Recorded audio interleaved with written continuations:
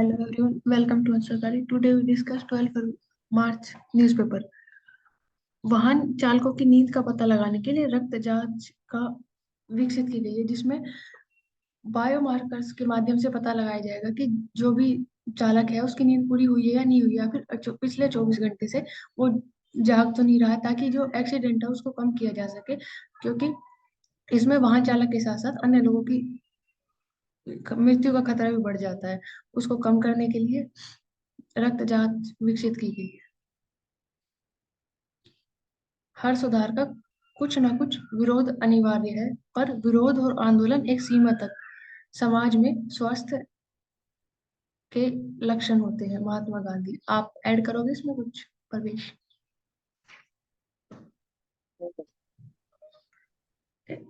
इसमें करंट के टॉपिक पे डिस्कस कर सकते हैं कि आर्टिकल 370 के ऊपर अभी सुप्रीम कोर्ट ने कहा था कि अभिव्यक्ति की आजादी हर इंसान के पास है।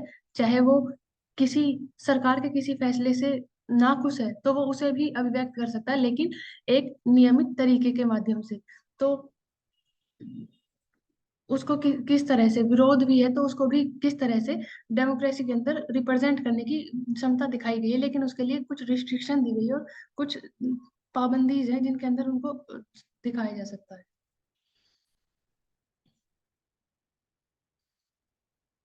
सीएए किसी भारतीय की नागरिकता नहीं छीनेगा, चाहे वह किसी भी धर्म का हो। तो 2014 से पहले जो भी व्यक्ति भारत के शरणार्थी है, 3 देशों से, बांग्लादेश, अफगानिस्तान और पाकिस्तान, उन्हें भारतीय नागरिकता प्रदान करने के प्रावधान किए गए हैं। सांस्कृतिक, भाषाई, सामाजिक आधार पर उनकी पहचान की रक्षा करेंगे। उन्हें आर्थिक, वाणिज्य और जो मुक्त अभिव्यक्ति की आजादी होनी चाहिए, उनके पास संपत्ति खरीदने का अधिकार होना चाहिए, वो सभी अधिकार उन्हें प्रदान किए जाएंगे।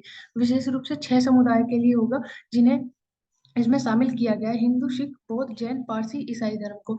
जिन इनके अलावा जिसके पास भारत के अलावा कोई और स्थान नहीं है शरण लेने के लिए, उन्हें नागरिकता प्रदान की जाएगी। भारतीय संविधान के भाग 4 अनुच्छेद 44 के तहत लागू किया गया है, जिसमें उत्तराखंड पहला राज्य बना है सीएए लागू करने वाला।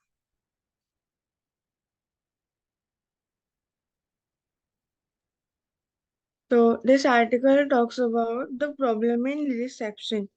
मतलब कि जैसे जो स्पेसिफिकली अगर हम ट्राइबल्स की बात करें तो उनके लिए जो भी बेनिफिट्स वगैरह होते हैं जो गवर्नमेंट प्रोवाइड करती है, जरूरी नहीं है कि हर बार प्रॉब्लम अवेयरनेस की हो या पॉलिटिकल विल की हो।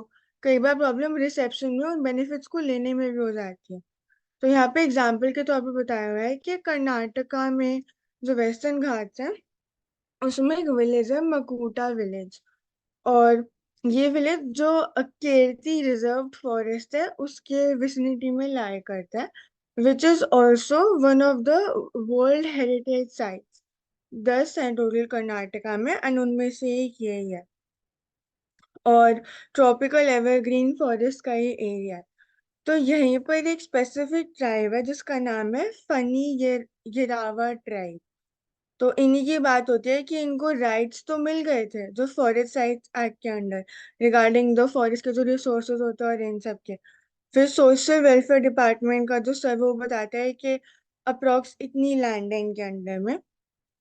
फिर जब इम्पोर्टेंस की बात करते हैं कि क्यों जो फॉरेस्ट राइट्स है वो इम्पोर्टेंट है, तो ऑब्वियसली ट्राइबल्स के लिए dependence on the forest exclusively for their livelihood has been reducing over some time, इसलिए वो इम्पोर्टेंट हो जाता है। तो लेकिन यहाँ पे प्रॉब्लम ये है कि although they have the right, जैसे प्रोविजंस भी है under the 5th and 6th schedule of the constitution specifically for the tribals, but still वो इन बेनिफिट्स को ले नहीं रहा। वो बोलता है कि ये टायरसम जॉब है। जैसे कि हमें पता है कि एमएसपी भी मिलता है जो प्रोडक्ट्स हम क्रिएट करते हैं from the forest resources specifically to the tribes. लेकिन तब भी वो बोलते हैं कि ये टायरसम जॉब है और हमें इतना प्रॉफिट नहीं मिलता, वोलेटाइल है मार्केट और एक्सप्लॉयटेशन भी होता है by the middleman.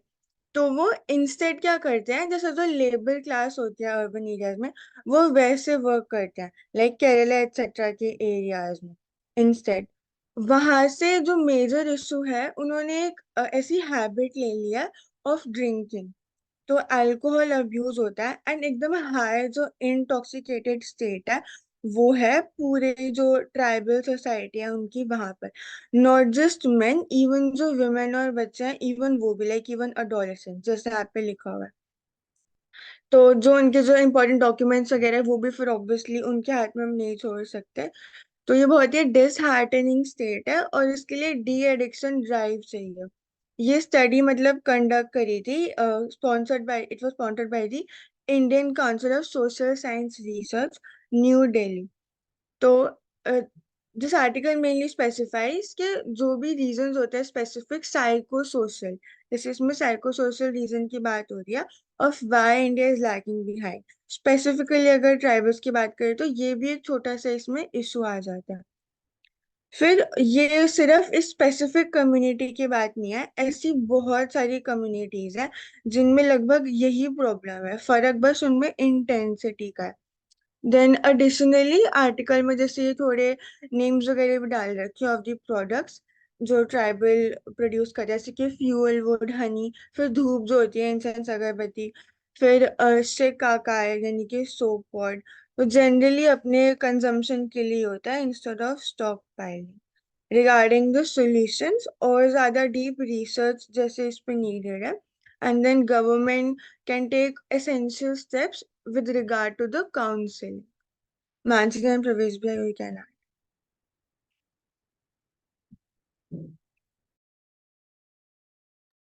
We can Divya, you move can move mm, to the next.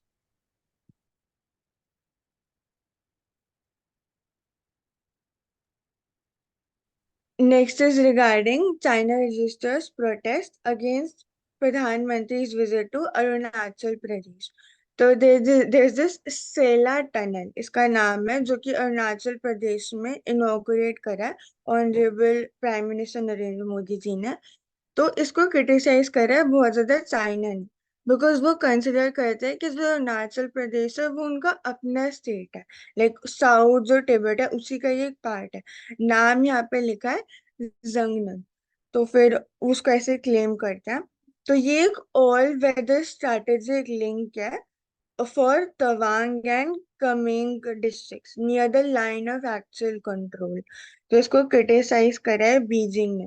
और चाइना की जैसे हम देखते हैं कि उनकी बहुत ज्यादा स्ट्रैटेजीज इंक्रीज हो रही है even in the South China Sea, जैसे कि उनके इश्यूज है ताइवान के साथ, हांगकांग के साथ, जापान के साथ, over the claims of the South China Sea Islands।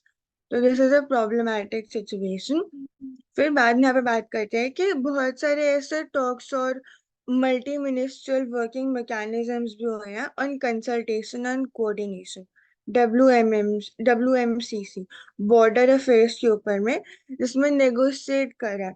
और उनमें से जो 5 फ्रिक्शन पॉइंट्स है आउट ऑफ टोटल 7, उनके ऊपर काइंड ऑफ सेटलमेंट हो चुका है, बट बाकी के जो 2 है उनमें अभी भी there is a tough situation. You can add Mansi, Pravesh, Divya. I would like to add up Arunachal Pradesh में 3 सबसे इम्पोर्टेंट वैलीज जो हैं, एक तो फेमस हमें पता है तवांग वैली, उसके अलावा 3 important ones include Sangti valley, second is Mechuka valley, third is Dong valley. This is important sunrise view point. तो these are some famous names Arunachal Pradesh से जो एसोसिएटेड है। और इसके अलावा अगर हम रिवर्स की बात करते तो वी नो कि इंडिया में ब्रह्मपुत्रा अरुणाचल प्रदेश में एंटर करती है, एंड इसकी ट्रिब्यूटरीज दिबांग, लोहित, सुबनसिरी, कामेंग एंड तिराप। तो ये इसकी ट्रिब्यूटरीज है।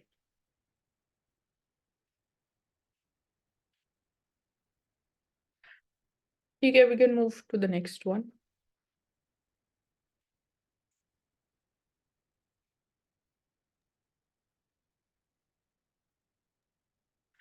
मानसी जी, मैं आई गो है। Yes for sure.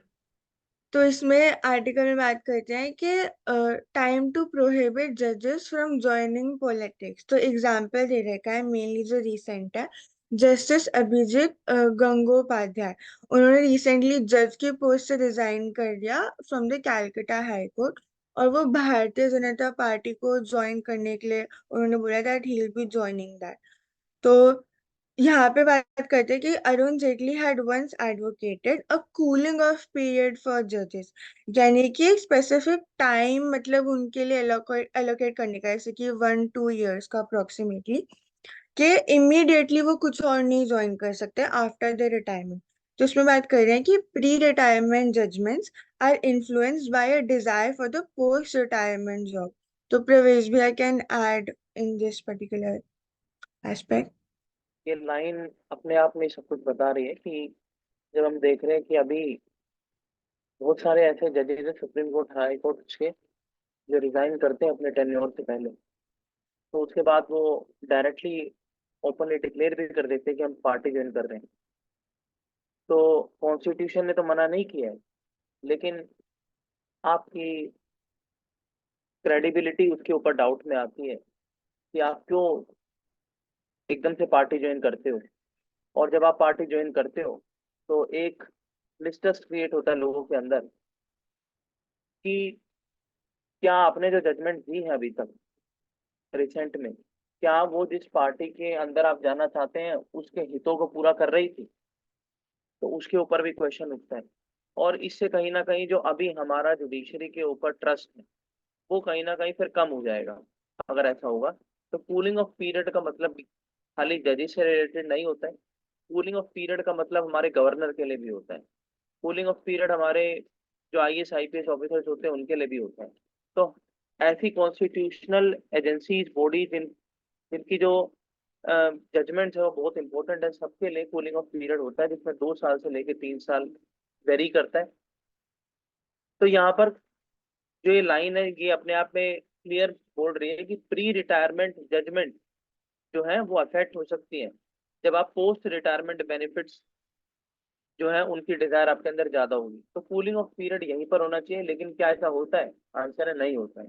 कब देखा गया? सुप्रीम कोर्ट के जस्टिस थे, one of the senior most जज, आई थिंक दिनेश शर्मा उनका नाम था। तो उन्होंने सीएए के ऊपर भी वर्डिक्ट दी थी और सेंट्रल गवर्नमेंट का पक्ष लिया था। इसके अलावा उन्होंने यूनिफॉर्म सिविल कोड के ऊपर भी जो है सेंट्रल गवर्नमेंट का पक्ष लिया था।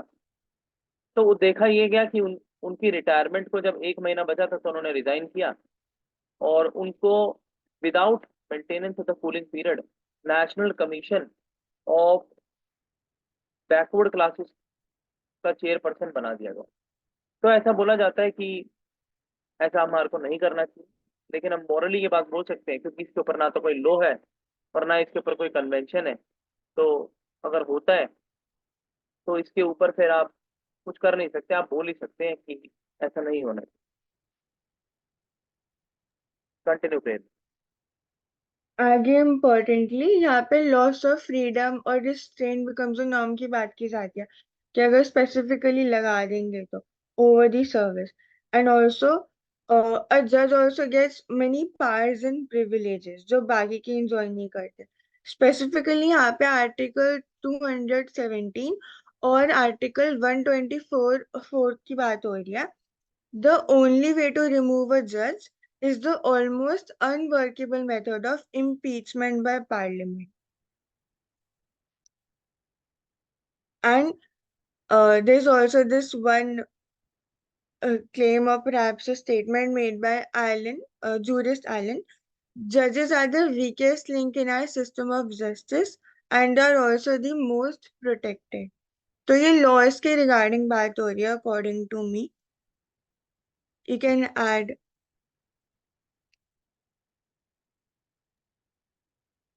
नहीं, आप थोड़ा इसको जूम करो प्रेरणा, एक बार स्क्रीन को जूम करो। अब नीचे करो हाईलाइट पे। तो यहाँ पर एक चीज है कि जुडिशियल इंडिपेंडेंस होनी चाहिए। दूसरा क्या है कि अगर आप ऐसा रिस्ट्रेंट करते हैं तो उनकी जो इंडिविजुअल फ्रीडम है उसके ऊपर सवाल उठता है। तो लेकिन यहाँ पर इंडिविजुअल की फ्रीडम ज्यादा इंपॉर्टेंट नहीं है, यहाँ पर जजेस की जजमेंट ज्यादा इंपॉर्टेंट है। तो ऐसा कहना गलत है। दूसरा, अ जज of constitutional court gets power and privileges which other do not enjoy. तो आर्टिकल 217 आर्टिकल 124 का क्लोज 4 ये बताता है इम्पीचमेंट प्रोसेस। तो इम्पीचमेंट प्रोसेस के अंदर तो आपने दो चीजें लिखी हुई है कॉन्स्टिट्यूशन के अंदर कि मिस बिहेवियर और इनकैपेसिटी। और इम्पीचमेंट प्रोसेस आज तक इंडिया के अंदर पास नहीं हो पाया, क्योंकि अगर आप उसको पास करवा देते हैं, दो से तीन बड़े इसमें इंपॉर्टेंट मुद्दे होते हैं। पहला, अगर आप मिस बिहेवियर इनकैपेसिटी को प्रूव करवाना चाहते हैं, सुप्रीम कोर्ट की 3 मेंबर कमेटी कंस्टिट्यूट करनी पड़ेगी। पूरी पार्लियामेंट के अंदर आपको बहुत रश करवाना पड़ेगा। 100 MP आपको चाहिए, लोकसभा के 50 MP आपको चाहिए, राज्यसभा के भाई रेजोल्यूशन पास करवाइए, स्पीकर एडमिट करे, एडमिट करने के बाद कमेटी बैठेगी, कमेटी रिकमेंडेशन देगी, एक वोट मोशन पास होगा, मोशन होने के बाद प्रेसिडेंट साइन करेंगे। तो बड़ा रिजिड प्रोसेस, वो बहुत ग्रेव मैटर्स के ऊपर वो प्रोसेस यूज किया जाता है पार्लियामेंट के अंदर, क्योंकि उसको अगर आप पास करवा दें तो कहीं ना कहीं पूरी जुडिशरी के ऊपर एक डेंट आ जाता है। हम ऐसा नहीं चाहते हैं। हम पार्लियामेंट और जुडिशरी दोनों की सोवरेनिटी को साथ में लेकर चलने की बात हमारा कॉन्स्टिट्यूशन करता है। यहाँ पर सिर्फ मुद्दे की बात यह है कि आप पोस्ट रिटायरमेंट आप कुछ भी करिए, पहली चीज तो आपके लिए मना है कि किसी जज एज अ जज प्रोफेशन नहीं कर सकते हो आप, किसी भी कोर्ट में जा करके एज अ लॉयर प्रोफेशन नहीं कर सकते हो आप। लेकिन कॉन्स्टिट्यूशन ने ये नहीं बोला कि आप क्या क्या नहीं कर सकते हो। तो अभी आप MP MLA बन सकते हो, वो आपका अधिकार है। लेकिन यहाँ पर सिंपल सी बात ये है कि आपके लिए कूलिंग ऑफ पीरियड के साथ साथ मैं तो कहता हूँ एक चीज और होनी चाहिए कि कूलिंग ऑफ पीरियड मिनिमम 2 से 3 साल का अगर है तो वो अच्छी बात है। और जो जजेस हैं उनका पूरा आपको बैकग्राउंड, जैसे आप MP MLA का एफिडेविट चेक करते हैं, आप जो है इस तरीके से अपनी जो जजमेंट्स हैं उनको भी पब्लिक कीजिए कि मैंने कौन कौन सी जजमेंट के ऊपर डिसीजन दिया, ताकि लोगों को पता लगे, लोगों को पता लग सके, जो वोटर्स हैं जिस कॉन्स्टिट्यूएंसी से वो खड़े होंगे, कि हाँ ये बायस है, था अपने टेन्योर में या नहीं था। तो कहीं ना कहीं मोर चेक्स एंड बैलेंस आ जाएगा। अगर आप कूलिंग ऑफ पीरियड लगाना चाहें तो लगा दीजिए, लेकिन इस तरीके का एफिडेविट जो रिटायर्ड जजेस है उनको भी पेश करना चाहिए। भाई आपको हमें आम आदमी को दिखे तो सही कि आपने जो जो जजमेंट दी है वो कितनी जायज है, कितनी वायबल है, कितना कॉन्स्टिट्यूशन को आपने माना। तो ये सारी चीजें करने की जरूरत है। लेकिन अगेन इसमें बहुत सारे कानून लाने की जरूरत है जो अभी फिलहाल में हमारे यहाँ नहीं है। तो ये आर्टिकल इन टोटल यही कहना चाह रहा है। और the Bangalore principle of judicial conduct 2002 के अंदर इंटरनेशनल एक्सेप्टेंस इसको मिली, उसमें जुडिशियल इंटेग्रिटी की बात करता है। और यही बात करता है, जुडिशियल इंटेग्रिटी का मतलब यही है कि आपको जो वैल्यूज है, आपको जो करेक्टर है उसको मेंटेन करना है। आपको अपनी जजमेंट के अंदर इंडिपेंडेंस हो गई, इम्पार्शियलिटी हो गई, इन इन सारी चीजों का निर्वाह करना है, ताकि आपकी जो पोजीशन है जज उसके ऊपर क्वेश्चन ना उठ सके। नाउ यू कैन कंटिन्यू प्रेरणा।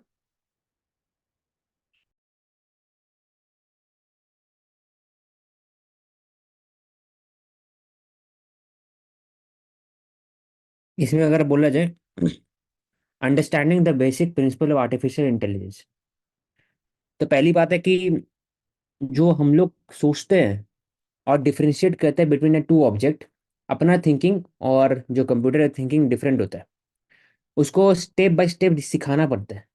इसलिए बोलते हैं मशीन लर्निंग। मशीन को लर्न करवाना है with the help of several data set. अगर कैट और डॉग के बीच में डिफरेंसेस पता लगाना है, तो कैट का बहुत सारे पिक्चर्स होना चाहिए, डॉग का बहुत सारे पिक्चर होना चाहिए, और उसका फेशियल फीचर्स, और हर एक फेशियल फीचर में जो डिस्टेंस है आँख के आँख के बीच में, नाक के आँख के बीच में, वो डिस्टेंस कैलकुलेट अप्रोक्सीमेशन किया जाता है सबके साथ। और वो फिर अप्लाई होता है, क्या वो कोई नया पिक्चर कर देंगे डॉग और कैट का, तो अप्लाई हुआ क्या वो कैट है क्या डॉग है, ऐसे करके आइडेंटिफिकेशन चलता है। तो ट्रिग्नोमेट्री यूज होता है, डेटा सेट यूज होता है, एल्गोरिदम यूज होता है। तो स्टेप्स ऑफ थिंकिंग वैसे है। फिर अगर बात करते हैं सेकेंड वाले में, तो ट्रेनिंग करना पड़ता है। बहुत सारे जो वर्ड्स है, चैट जीपीटी बहुत सारे वर्ड्स को यूज करता है, सेंटेंस फॉर्मेशन करता है, वो फिट हो रहा है कि नहीं। तो इसको मशीन लर्निंग, फॉर एग्जाम्पल 1+1 तो पहला बार में 3 दिखाएगा, लेकिन इक्वेशन के अंदर में वहाँ पर 1+1 2.5, फिर 2 हो जाएगा एक समय के बाद। तो वैसे ही मशीन लर्न करते करते करते करते करते थोड़ा सा और अच्छे होता है। इसलिए चैट जीपीटी 1 था, 2 था, 3 था, तो 3 ज़्यादा सिक्योर, ज़्यादा एक to the point precise as compare to previous.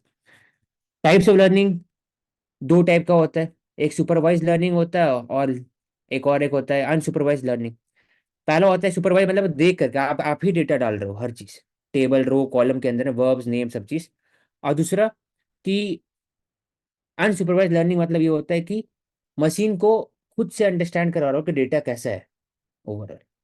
तो जो टेक्निकल हो जाता है, लेकिन बोल सकते हैं कि ये सब डिफरेंसेस है। तो बहुत सारे फंक्शन पार्ट है मशीन के। तो मशीन ब्रेन के अंदर में नोडुल्स होते हैं। नोड्स मतलब जैसे अगर आप कभी भी सोचते हो ब्रेन का न्यूरॉन्स कैसा दिखता है, तो एक न्यूरॉन हुआ, उससे आके फिर सेवरल लेयर्स ऑफ न्यूरॉन्स निकलते हैं, उससे फिर सेवरल निकलते हैं। वैसे ही मशीन में भी होता है। न्यूरॉन की जगह में वो रहते हैं सेमीकंडक्टर, या फिर पहले तो सर्किट था, लेकिन अब सेमीकंडक्टर हो गया, वैसे टाइप न्यूरॉन्स। या फिर अभी जो हो गया वो तो इनटेंजिबल हो गया due to the quantum computing. तो वैसे टाइप न्यूरॉन्स होता है, उसी हिसाब से कैलकुलेशन होता है। और जो चार चीज हो गया कि अगर बेसिक एआई को करने के लिए क्या होना चाहिए, तो अगर सिंपल लैंग्वेज समझाया जाए तो पहले मशीन को लर्निंग करवाना चाहिए। लर्निंग किया जाता है मशीन को with the help of several data set. फिर धीरे धीरे डेटा सेट को एनालाइज किया जाता है, उसके हिसाब से करेक्ट एंटिसिपेशन और prediction on the given question किया जाता है। एक समय बाद 68% 70% एफिशिएंसी पहुंच जाता है, तब फिर it is available for the test, और उसके बाद फिर पब्लिक के लिए ज़्यादा हायर एफिशिएंसी में। इसलिए जब एक डेटा सेट आया था एक बार आज से 2 हफ्ता पहले कि चैट जीपीटी कितना एक्यूरेट है, तो कितना एक्यूरेट वाला बात है, वो अभी भी टेस्टिंग मोड में कि चल रहे 78%, कभी 90% है। एग्जैक्टली कोई नहीं हो सकता, क्योंकि machine it needs time to learn, और डेटा सेट बढ़ते रहता है तो उनका कॉम्प्लेक्सिटी बढ़ते रहता है। तो फिर धीरे धीरे सीखते हैं। अब आते हैं कि पूरे आर्टिफिशियल इंटेलिजेंस में उसमें दो कंपोनेंट हो गया, हार्डवेयर और सॉफ्टवेयर। जो सॉफ्टवेयर वाले पार्ट हो गए वो चैट जीपीटी, जेमिनी, और कल जो एक पढ़े पाई नाम था उसका, तो ये इमोशनल स्टैंड लेता था पाई, और चैट जीपीटी लॉजिकल स्टैंड, बाकी सब। तो वो सॉफ्टवेयर पार्ट हो गया जो मॉडल पर डिपेंडेंट है, एल्गोरिदम में जो फीड करते हैं। एल्गोरिदम मतलब होता है जो आप लिखते हो कंप्यूटर के अंदर, प्रोग्राम करते हो, और प्रोग्राम फिर बाइट्स और 1 0 में एक ट्रांसमिट करता है, और कंप्यूटर उसको रन करता है, तो एल्गोरिदम होगा। तो डेटा सेट एल्गोरिदम इंपॉर्टेंट होता है सॉफ्टवेयर के लिए। अब जहां तक आते हैं हार्डवेयर के लिए, उससे अगले क्रिटिकल इंफ्रास्ट्रक्चर, और दूसरा जो सिलिकन। और सिलिकन तो बन जाएगा, उसके बाद जीपीयू हो गया, ग्राफिक प्रोसेसिंग यूनिट। एग्जाम्पल, जैसे कोई भी लैपटॉप होगा उसके अंदर में इंटेल कोर i5, और वो तो मेमोरी हो गया। और लेकिन उसके साथ साथ एक जीपीयू भी होता है जो डिस्प्ले के में काम आता है। सामने में डिस्प्ले दिख रहा है, मोबाइल में, लैपटॉप में, सब में जीपीयू होता है, वो एक रन करता है। तो जीपीयू बहुत स्ट्रॉन्ग और बहुत हैवी प्रोसेसर यूनिट होता है that runs the model of the AI. और पहले क्या हो रहा था कि अभी एनवीडिया की डोमिनेंस क्यों बढ़ गया, अगर क्वेश्चन पूछा जाए तो पहले क्या था कि they were dependent on the model on cyber, कि आप यहाँ से डेटा भेजोगे, जाएगा ऑनलाइन जाएगा, वहां के सर्वर में प्रोसेस करेंगे, वापस फिर आएंगे, तो टाइम लगता है। ये लेटेंसी को कम करने के लिए एनवीडिया ने बोला कि हर एक कंप्यूटर के अंदर जीपीयू है, उसी में से प्रोसेस कर सकते हैं, ऐसा मॉडल बना दे। तो जीपीयू में वर्ल्ड में सबसे लीडिंग कंपनी एनवीडिया आते हैं। पूरी गेमिंग इंडस्ट्री एनवीडिया के ऊपर बेस है। गेमिंग, वीएफएक्स, मूवी बनाते हैं उसमें जो पीछे में विजुअल आर्ट्स रहता है, वो सब एनवीडिया, सब एनवीडिया मैक्सिमम। इसलिए उसका $1 ट्रिलियन, 1 ट्रिलियन से $2 ट्रिलियन पहुंच गया। तो अगर बोला जाए तो Nvidia one of the biggest और लार्जेस्ट कंपनी है विथ रिस्पेक्ट टू गेमिंग। और इंडिया में भी इन्वेस्ट कर रहे हैं Nvidia to create more jobs. तो इंडिया के पास तीनों होगा अभी लॉन्ग टर्म में। एक सॉफ्टवेयर हो गया जिसे बात की data set plus algorithm. Second hardware में दो हो गया, एक हो गया basic critical infrastructure, silicon wafers, critical mining. उससे फिर क्या बना रहे हो सिलिकॉन से, तो सिलिकॉन से तो आप फोटोवोल्टिक सेल भी बना सकते हो, ईवी इलेक्ट्रॉन ईवी के लिए। फिर सोलर सेल बना सकते हो, और उससे आप ये भी बना सकते हो, जीपीयू भी बना सकते हो। तो सिलिकॉन हो गया रॉ मटेरियल, फिर जीपीयू, तो जीपीयू एक पार्ट हो गया ओवरऑल एनवीडिया डोमिनेंस का। तो ओवरऑल ये पूरा सिस्टम हो गया जो बोला जाता है, ये फोर्थ इंडस्ट्रियल रेवोल्यूशन हुई। एग्जाम्पल, प्रवेश, आई थिंक यू आर। हाँ ठीक है। ठीक, नेक्स्ट।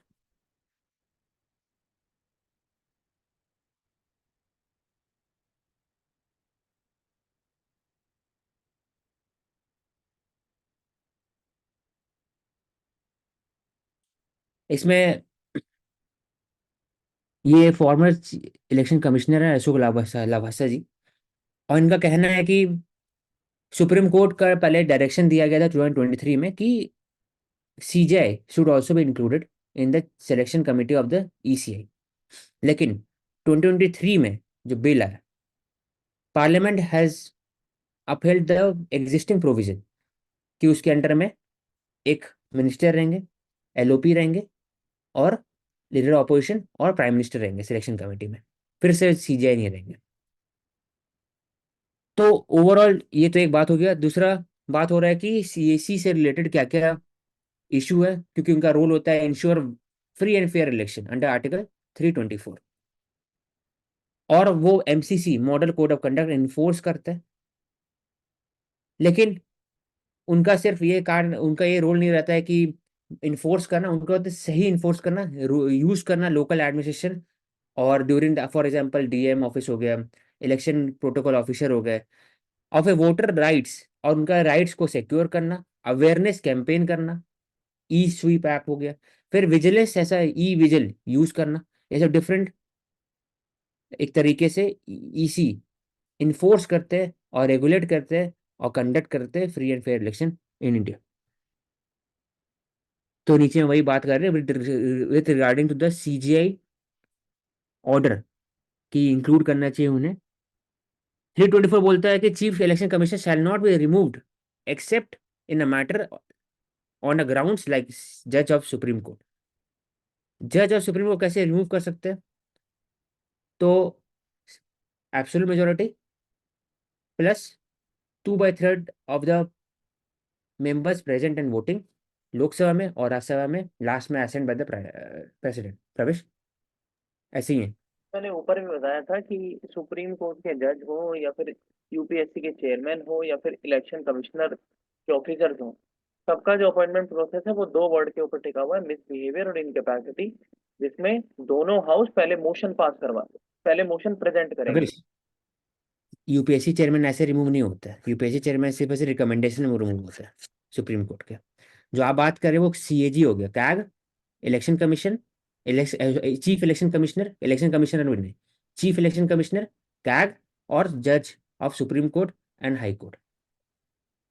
ठीक है, तो उसमें पहले मोशन आपको जो है पास करवाना होता है। लोकसभा में 100 एमपी, राज्यसभा में 50 एमपी, स्पीकर चेयरमैन डिसाइड उसको एक्सेप्ट करें या ना करें वो डिसाइड करेंगे अपने बिहाफ पर। डिसाइड करते हैं तो 3 मेंबर कमेटी कॉन्स्टिट्यूट कराते हैं, जिसके अंदर खुद ही सीजीआई होते हैं, एक सीनियर मोस्ट जज होते हैं और एक डिस्टिंग्विश जूरिस्ट होते हैं जो प्रेसिडेंट अपॉइंट करते हैं। 3 मेंबर कमेटी स्टडी करती है मिसबिहेवियर को, इनकेपेसिटी को, अगर प्रूव कर देती है तो रिकमेंड करती है पार्लियामेंट को, और पार्लियामेंट स्पेशल मेजोरिटी से उस मोशन को पास करती है, प्रेसिडेंट को रिमूवल ऑर्डर देती है, और प्रेसिडेंट जो है फिर वो हटाते हैं। ये पूरा प्रोसेस है। ठीक है, उसी में लिखा हुआ है थर्ड वाले पैराग्राफ में 324 article, election commissioner shall be same as of the chief election commission. March 2 2023 में बोला गया बाय द सुप्रीम कोर्ट कि उनका रिमूवल भी वैसे ही होना चाहिए जैसे इलेक्शन कमिश्नर का होता है, चीफ इलेक्शन कमिश्नर का होता है, on the grounds of the जज of supreme court subjected to the recommendation of chief election commissioner. लेकिन ओवरऑल अभी जो वापस से बिल आया, it upheld the existing structure, it did not incorporated the views of the CGI और supreme court जो उन्होंने बोला था 2023 में। बस ही। नेक्स्ट। तो यहाँ पे हम देख रहे हैं टेस्ट फ्लाइट ऑफ अग्नि 5 मिसाइल विद मिर्व टेक्नोलॉजी। हाँ, तो यहाँ पे पहले अगर हम देखते हैं अग्नि 5 मिसाइल के बारे में, तो अग्नि 5 missile land based nuclear capable missile है, डेवलप्ड बाय डीआरडीओ। इसकी रेंज होती है बिटवीन 7,000 टू 8,000 किलोमीटर। और इससे पहले जो हमारे पास मिसाइल थी जिसके सबसे लॉन्गेस्ट रेंज थी वो थी अग्नि 3, उसकी रेंज थी 3,500 किलोमीटर। तो ये इंटर कॉन्टिनेंटल बैलिस्टिक मिसाइल है। अगर हम बात करते हैं, इट इज बिलीव्ड कि अग्नि 5 जो मेन हमारा चैलेंज, बॉर्डर चैलेंज है विद चाइना, उसको डील करने के लिए, तो इसलिए इसकी रेंज और अग्नि 5 और ज्यादा स्ट्रैटेजिक हो जाती है।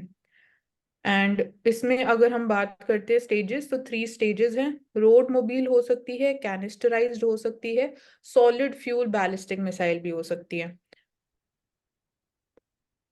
तो ये कुछ इम्पोर्टेंट अग्नि 5 के बारे में। अगर हम मिर्व टेक्नोलॉजी की बात करते हैं तो ये कैसे सिग्निफिकेंट है। मिर्व टेक्नोलॉजी अगेन फुल फॉर्म ही अगर हम देखें तो multiple independently targetable re entry vehicle. ये बोल मानसी, रहा है कि एक ही वॉरहेड से, हाँ औशिक लेट मी कंप्लीट, फिर आप ऐड कर देने इसमें। एक ही वॉरहेड से आप मल्टीपल मिसाइल्स लॉन्च कर सकते हो, और ये भी इंपॉर्टेंट नहीं है कि हर एक मिसाइल का टारगेट सेम हो, डिफरेंट टारगेट आप साथ में लॉन्च कर सकते हो। तो ये इसका एक बेनिफिट है, री एंट्री व्हीकल है। एंड अगर हम ट्रेडिशनल मिसाइल से जो लॉन्च की जाती थी उससे कंपेयर करते हैं तो वहां पे सिर्फ आप एक टाइम में एक ही वॉरहेड लॉन्च कर सकते हो और एक ही सिंगल टारगेट हो सकता है। तो एक ही इसका एस्पेक्ट है। यहाँ पे भी कीवर्ड है exo atmospheric ballistic missiles launch की जा सकती है, सेवरल वॉरहेड्स। और जैसे कि अभी हमने बात करी, इंटरकॉन्टिनेंटल लॉन्च की जा सकती है और वापस से री एंट्री भी की जा सकती है। और अगर करंटली बात करें कौन सी कंट्रीज के पास ये टेक्नोलॉजी है, तो US, UK, France, Russia, China, Pakistan and India. तो ये इंपॉर्टेंट चीज है इसके बारे में। Next. Ashik, you were saying something in detail लिखा हुआ है। नीचे में वो कर लेंगे, नीचे में डिटेल में अच्छे से सेम आर्टिकल।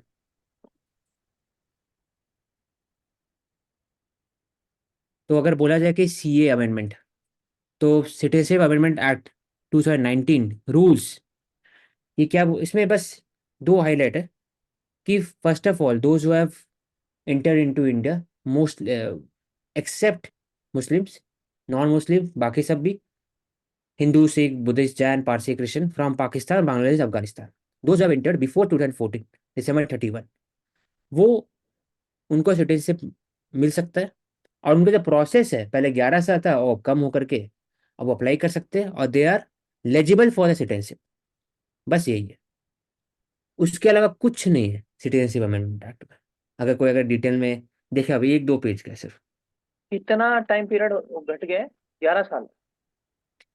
पहले वो ज्यादा था, तो अब ये डेट का ऊपर नीचे हो सकता है, लेकिन overall they had speed the process of availing the citizenship, और दे आर नो, एक तरह से they can no avail the citizenship under the citizenship act 2019। तो पहले आया था 2019 में, पास हो चुका था, एक्ट बन चुका था, लेकिन रूल्स वाज नॉट नोटिफाइड। जब रूल्स नोटिफाइड नहीं होता है तो executive can not take action. Executive को एक्शन लेने के रूल्स इंपॉर्टेंट है, और रूल्स बनता है एक्ट के अनुसार, क्योंकि रूल्स होता है एग्जीक्यूटिव और एक्ट होता है it is laid by the parliament. तो key changes, certificate from the local body is enough, central panel not district collector to handle application, central panel रहेंगे। तो और उनको स्ट्रिंजेंट बनाया गया ताकि कोई भी आए नहीं जाए, और एक थोड़ा चेक होगा, चेक एंड बैलेंसेस दिखा दे। तो ठीक है, नेक्स्ट। तो इसमें no passport no visa rule is for seeking the citizenship under CAA। तो पहली बात है कि इट इज वर्चुअली डन, और पासपोर्ट जरूरत नहीं है। आ सकते हो कि रेफ्यूजी है, हो सकता है पासपोर्ट उनका भूल जाए, identity document any kind issue कर सकते हैं, वो एक सफिशियंट है। अगर उनके ग्रैंडफादर पेरेंट्स अगर सिटीजनशिप रहे एनी ऑफ द 3 कंट्री, वो एक्सेप्टेबल है।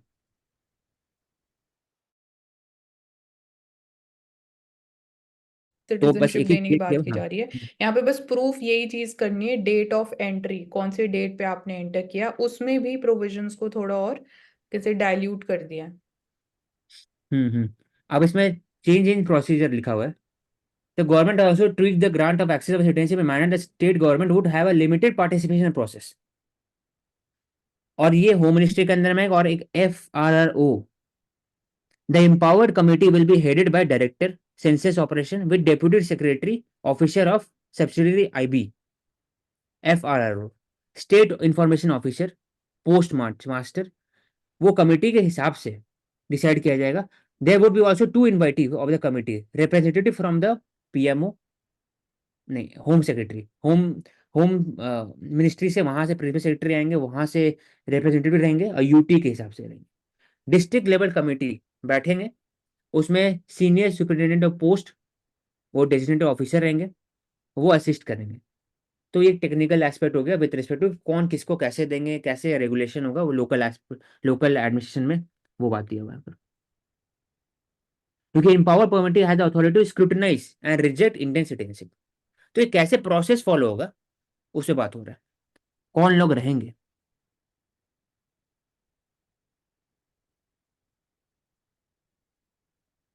ओवरऑल बस बोल सकते हैं non Muslim migrant from 3 countries who are seeking the Indian citizenship. It is not targeting the Indian Muslim. तो इसमें कोई कंपैरिजन की बात ही नहीं।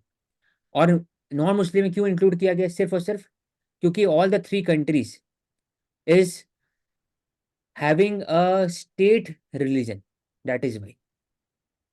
स्टेट रिलीजन के कारण उनका जो परसिक्यूशन होता है ऑन द रिलीजियस मैटर, उसके हिसाब से उनका स्पीडी करना चाहिए प्रोसेस। और दूसरा क्योंकि इंडिया का एक मॉरल, लीगल ना ही कि कॉन्स्टिट्यूशनल दायित्व बनता है, रेस्पॉन्सिबिलिटी है ना ही कि अकाउंटेबिलिटी है टुवर्ड्स देम, लेकिन मॉरल रेस्पॉन्सिबिलिटी है क्योंकि वो पहले इंडिया का पार्ट थे, वो पहले एक ट्रेडिशन कल्चर सिविलाइजेशन का पार्ट थे, लेकिन आफ्टर द पार्टीशन वो वहां चले गए। और उसके बाद जैसा लियाकत अली खान ने इंडिया के साथ साइन किया था प्राइम मिनिस्टर नेहरू के साथ कि दोनों के अपने माइनॉरिटीज को सेफगार्ड करने के लिए there will be some form of rules regulation और एक स्टैंडर्ड क्रिएट करेंगे, ऐसा हुआ नहीं।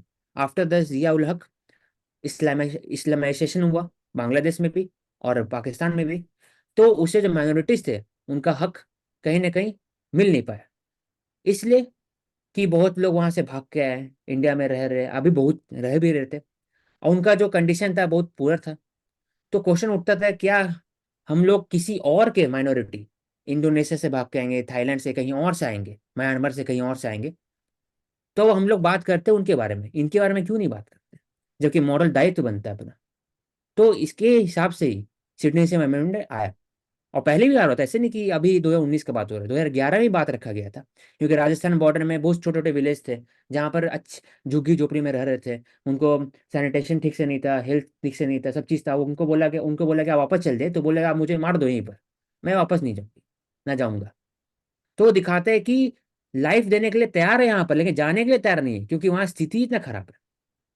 इसलिए इंडियन स्टेट का ना ही कि कॉन्स्टिट्यूशनल रिस्पॉन्सिबिलिटी है, ना ही कि लीगल है, लेकिन मॉरल था अपना, इसलिए उन्होंने एक रूल फॉलो किया। और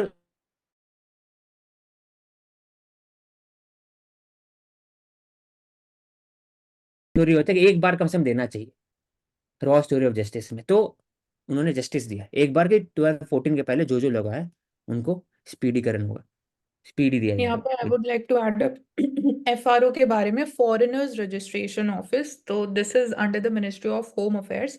इसकी पेरेंट एजेंसी है ब्यूरो ऑफ इमिग्रेशन।